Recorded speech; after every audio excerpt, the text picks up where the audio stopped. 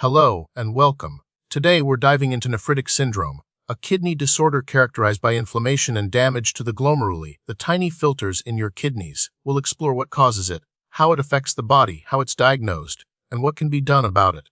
So, let's get started. Nephritic syndrome isn't caused by one single thing.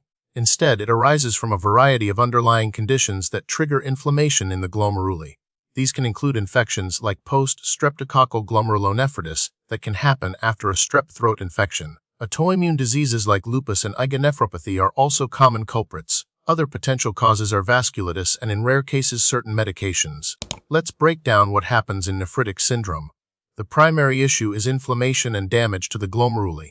This damage increases the permeability of the glomerular filtration barrier.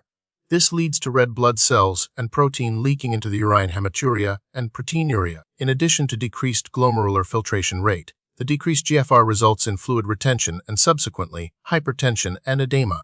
Nephritic syndrome can affect individuals of all ages, but the epidemiology varies depending on the underlying cause. For example, post-streptococcal glomerulonephritis is more common in children, while IgA nephropathy often affects young adults.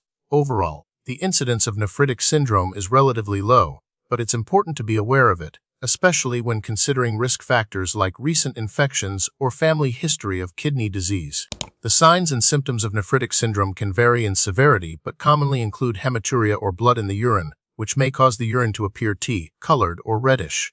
Edema or swelling, particularly in the legs, ankles, and around the eyes, is also a common sign. Other symptoms include hypertension, fatigue, and in severe cases, decreased urine output. Diagnosing nephritic syndrome involves a combination of clinical evaluation and laboratory tests.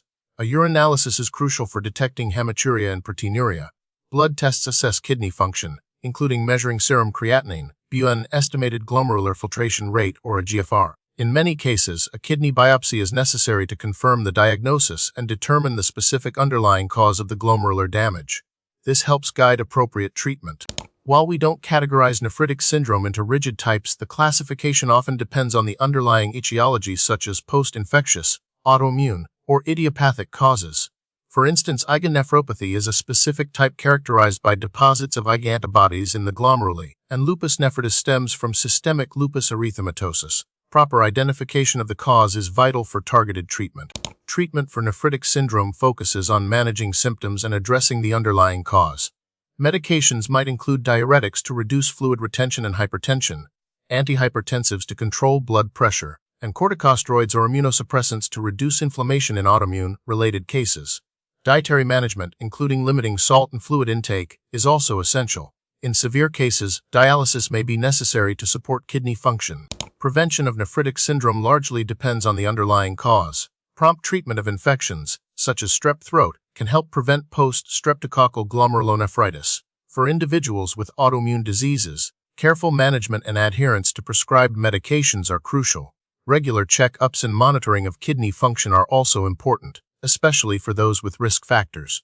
The prognosis for nephritic syndrome varies depending on the underlying cause and the severity of kidney damage. Early diagnosis and treatment can improve outcomes. Some individuals may experience complete recovery, while others may develop chronic kidney disease. Recent research is focusing on targeted therapies to reduce inflammation and improve kidney function. Clinical trials are exploring novel agents that could potentially slow the progression of kidney disease and improve the long-term outlook for patients with nephritic syndrome.